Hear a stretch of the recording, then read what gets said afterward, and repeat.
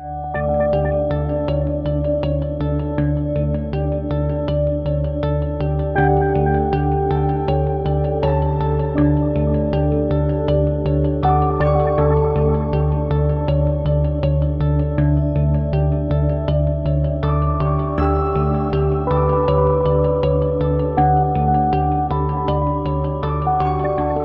Dalhousie School of Public Health is here to educate, to do research, and to provide faculty who can translate that knowledge into action. Action to improve the public health of Toronto residents, residents of Ontario, Canada, and globally. Our global health partners around the world are absolutely critical components of our strategy for making the School of Public Health a global leader and for improving public health in general. That's because not only do we have skills, knowledge, trainees and faculty that will be really important for improving public health in other places, but because of the forces of globalization, we now understand that attending to public health globally is absolutely critical to securing the public health of Canadians as well. Dr. Kang and I go back quite a ways. He was actually a visiting scholar here at the university when I first met him, probably in the mid-1990s. And at that time, like researchers tend to do when they get together, we talked about the situation in Canada, what was happening in Shanghai at the time. And Dr. Kang told me he had some concerns about escalating rates of sexually transmitted infections in Shanghai, and had some concerns about HIV and AIDS, even though the numbers were relatively low at that time. And he'd heard that we were doing an exciting project in the Russian Federation, and so we had been discussing that with him. And then he said, what we really need is a team of people, from U of T, who have been dealing with this issue since the early 1980s, to share some ideas with us and figure out how we can move ahead of the epidemic. And so he was extremely insightful in terms of looking into the future and what may happen. And we talked about possibilities. We also talked about the fact that it was very difficult to conduct international projects in terms of obtaining funding to do it. And then we had to bide our time until there was a competition, and there was a program, a new program, a Global Health Research Initiative called the Teasdale-Cordy Research Program, and we applied for funding to that program. Highly competitive because it was one of the first projects or programs to actually fund research projects between low to middle income countries and Canada. And the rest is history, because we were successful in getting money to allow us to engage in a 5-year project to look at prevention, care, and support for vulnerable populations at risk for HIV and sexually transmitted infections. So the overall goal was really to bring together a number of partners, different sectors, not just health, and Canadians, to look at what could be done to avert the escalating rates of STIs that were already being recorded, but also to avert HIV infections in Shanghai, China.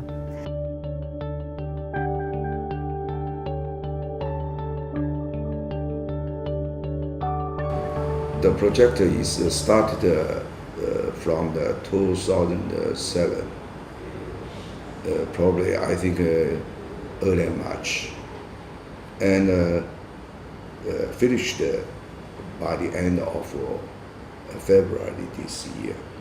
This project includes the 5 sub-projects, such as for the consensual workers, for the females entertainment workers, also MSM, the man, sex with the man. And the 4th one is for the HIV and AIDS patients. And the 5th one is the policy development. So these are the 5 sub-projects.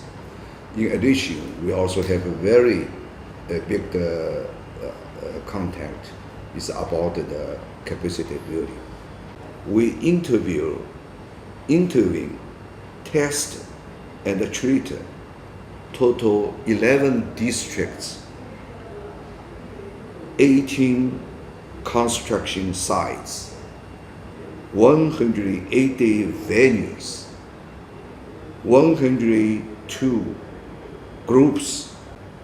We just calculated the total number of more than 12,900 persons to be interviewed and tested. We focused on what were deemed the most at-risk populations in China. Shanghai has 6 million members of mobile populations or migrant workers. And China has about 220 million moving around in any one year. These are the people you should be looking at, especially after I realized that if they were in Shanghai and they were non-registered members, they would not have access to health care of any sort, and also would potentially be sent back to the provinces where they came from once diagnosed. This research study aims to better understand the distribution of HIV and other sexually transmitted infections in commercial sex workers in Shanghai, and also the behaviors of these individuals in terms of risky sexual behaviors, use of condoms, use of clinical services to treat potential sexually transmitted infections, as well as, in addition, their attitudes and knowledge about HIV and people infected with HIV. And in better understanding these various issues, we can much better develop programs to prevent the occurrence of HIV and other sexually transmitted infections, because it allows us to identify, number one, the subpopulations that are particular risk for these infections. It also helps us to better understand the reasons for the risky behaviors, and therefore to address them more specifically and therefore more effectively.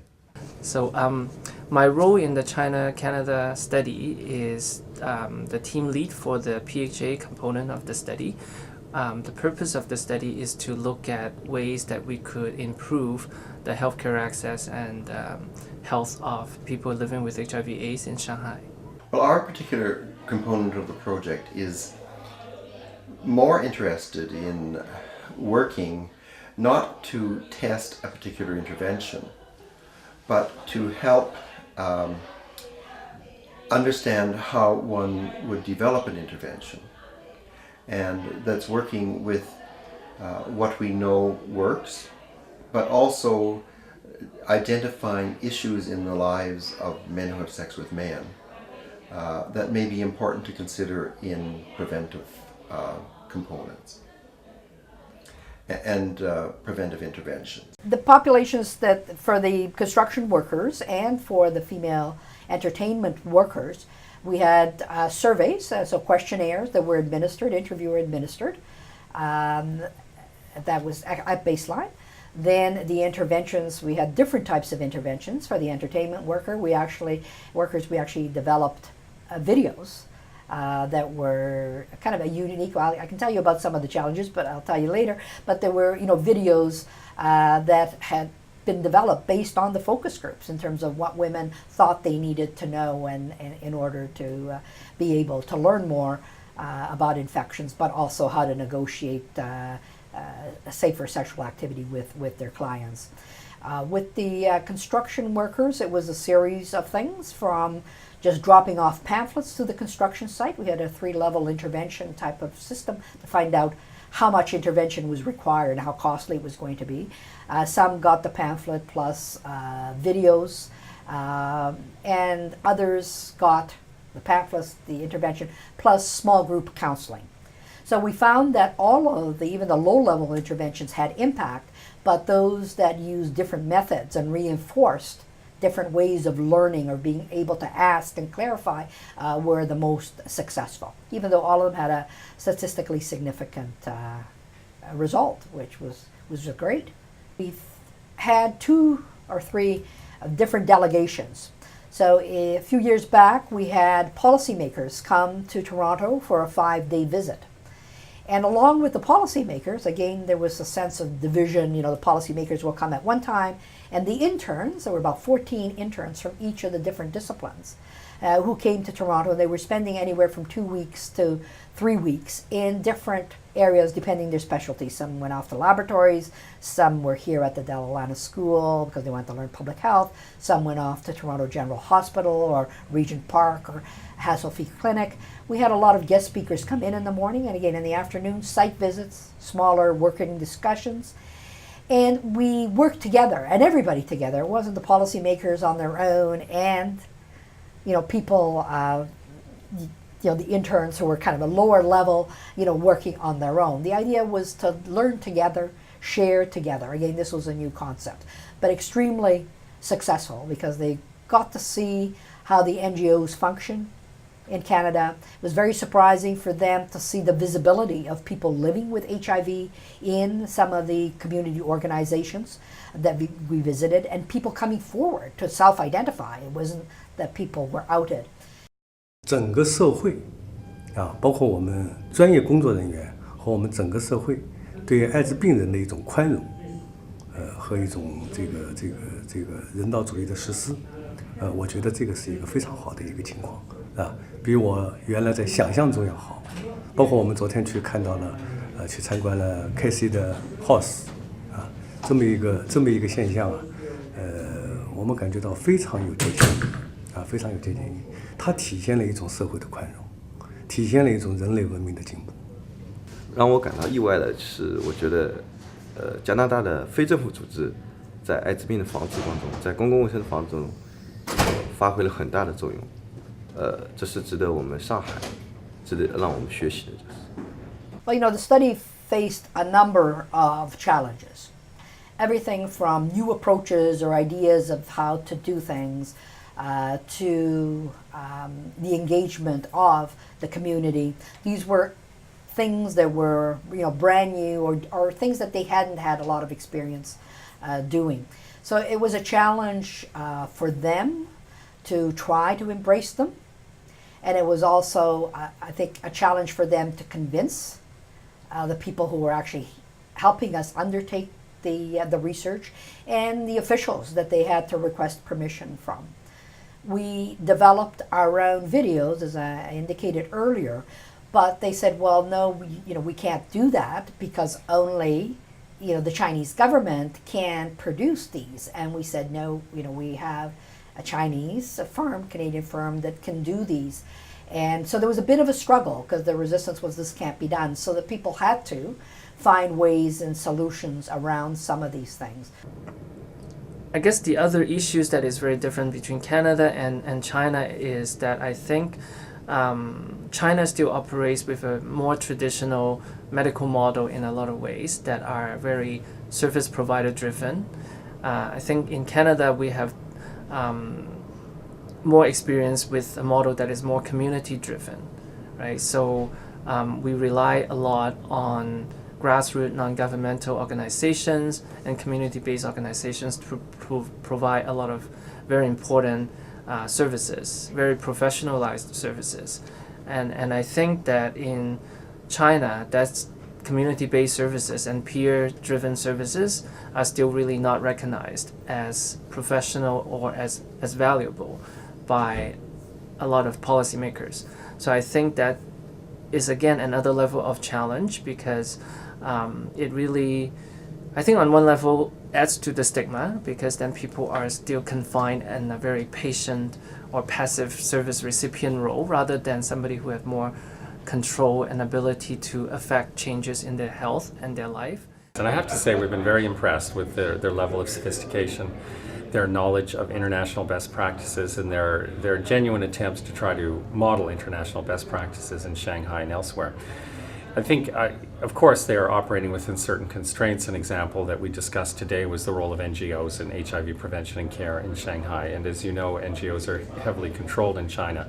It's very difficult to register NGOs, and there's a lot of sensitivity about the role of NGOs and what they're doing, and the government has lots of concerns about this. certainly been our experience elsewhere throughout the world that NGOs have played an extremely important role in prevention and care in the HIV epidemic. A lot of the high-risk populations, it's obviously best suited that people from those populations are involved in non-governmental organizations, counseling, providing care, prevention assistance, that sort of thing. So NGOs have a very important role to play. They also have an important role to play in China, but there are obviously constraints around the formation of NGOs. We faced, cultural issues, simply communication issues. The fact that we were dealing with a government organization and the Canadian team was primarily an academic team working at a university, where universities, freedom of ideas, thoughts, action are just, we took for granted. Their situation was not the same. So in retrospect, some of the Canadian team members said, we should have been working with universities, it would have been easier. But that misses the mile because what we were able to achieve was the uptake of results that typically, when academics generate them, will be presented to other academics, will go into scientific journals, and will sit on a shelf somewhere.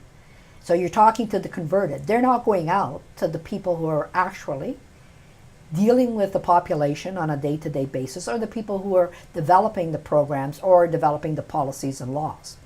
So by working with the Shanghai CDC, that's responsible for the health and well-being of 23 million people, and working with 12 local districts out of the 17 that were in place at the time the project was done, we actually engaged all of those. So we didn't use students, we didn't use professional research officers to collect the information. We trained people whose job it is to interact with these people on a day-to-day basis. 这主要的是一个观念上的一个不同。我觉得比如说在分析问题上面，我们以前可能在我的研究方面，因为我是从事一些研究工作，那么可能只分析主要看的就是目前的一些，比如说原因。那个在这里可能它一观念更超前一点，就是说，分析问题它要往那个上游的问题去找原因。往上层次的去找原因不仅仅的关注，比如说 HIV 感染者，他不仅仅关注他传播哪些传播途径是性传播还是血液传播更关注他后面的他的文化背景、他的那个生活状况等等方面。The 5-year project has been successful beyond all of our expectations. I will say that because we all had reservations, we all had high expectations, but the results that we actually obtained, the scientific results, were amazing in terms of the large numbers, the engagement, response rates, willingness to participate. For me, probably that was the largest and biggest surprise and the most inspiring thing. I think that this project demonstrates that it is possible to have a meaningful research collaboration between Canadian researchers and researchers in China, or public health practitioners in China, because we worked with both. And that's actually quite different than how most global collaborations form. They're usually between researchers and researchers, or researchers and community-based organizations. And so that was unique in itself. And it lasted over several years, and we were able to do a large-scale and novel project that most places haven't attempted yet.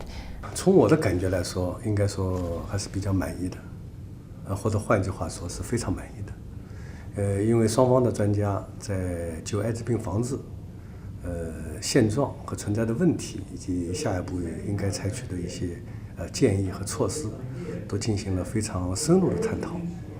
我觉得这个效果非常好，而且这种探讨和产生的一些成果，必将会对整个城市的艾滋病防治工作进一步的深化和有效，将会起到一个非常大的作用。This is a project I think is very inspiring for me as the new leader of this public health school. Part of my job is to develop the narrative of what this public health school, how it's going to make its mark. And scientists like Liviana, who's a champion as well as a top-notch scientist and a great communicator and a great human being, is a model citizen for our public health school to put forward as someone who can lead one of our global health initiatives and operate on multiple levels to be able to ensure its success.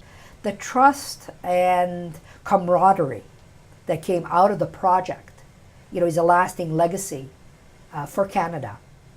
Our Chinese colleagues had opportunities to work with other countries, and they held out until we were able to find some money to make our partnership work.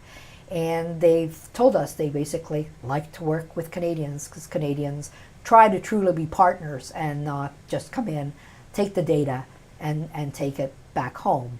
And we've, genuinely, we don't see it as a one-sided kind of a situation where we go in, we build capacity. We feel that we've really, really all benefited from that partnership and the trust that's been built.